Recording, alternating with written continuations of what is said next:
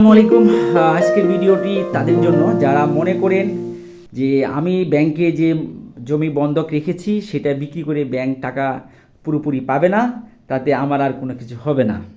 আপনার এই সম্পূর্ণ ভুল ধারণাটা ভাঙানোর জন্য আজকের ভিডিওটি আমি শেয়ার করছি আপনাদের সাথে। যদি কারো ভালো লাগে শেয়ার করবেন এবং কমেন্ট করবেন, কোনো কিছু জানার আগ্রহ থাকলেও কমেন্ট করবেন।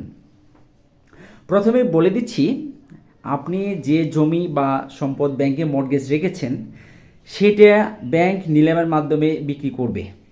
যদি সে এই বিক্রি করে বিক্রিলব্ধ টাকা থেকে আপনার টাকা পরিশোধ না হয়, তারপর ব্যাংক তার এনআই অ্যাক্ট অর্থাৎ আপনি যে চেক দিয়েছেন সেই চেকের মামলা করবে, পাশাপাশি আপনাকে অর্থঋণ আদালতে মামলা করবে। অর্থাৎ আপনি এবং আপনার যারা গ্যারান্টর আছেন সবাই কিন্তু এই মামলার আসামি হবেন।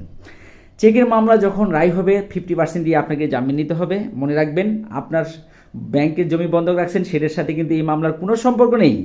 আবার দেখেন, অর্থঋণ যদি চেকের মামলায় টাকা ব্যাংক ফুল অ্যাডজাস্ট করতে না পারে, আপনাকে কোনো ছাড়ই দিবে না ব্যাংক, কারণ যেহেতু আপনি মামলায় লড়ছেন।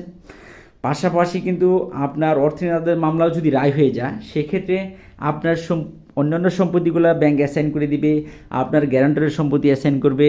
তারপরে আপনার তো যদি ওয়ারেন্ট হয় তাহলে তো আপনি বুঝতেই আছেন ওইটারও 25% দিয়ে আপনাকে জামিন নিতে হবে। তারপর গ্যারান্টরদের স্থাবর অস্থাবর সম্পত্তি অ্যাসাইন হবে। সব কিছু মিলে আপনি কিন্তু পুরোপুরি শেষ।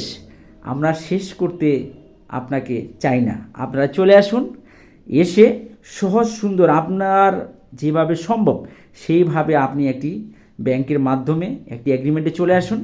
আপনি এখান থেকে বের হয়ে আসেন। বাংলাদেশ ব্যাংকে খুব চমৎকার সার্কুলার আছে, 10% আপনি দিয়ে কিন্তু এক্সিট হতে পারবেন।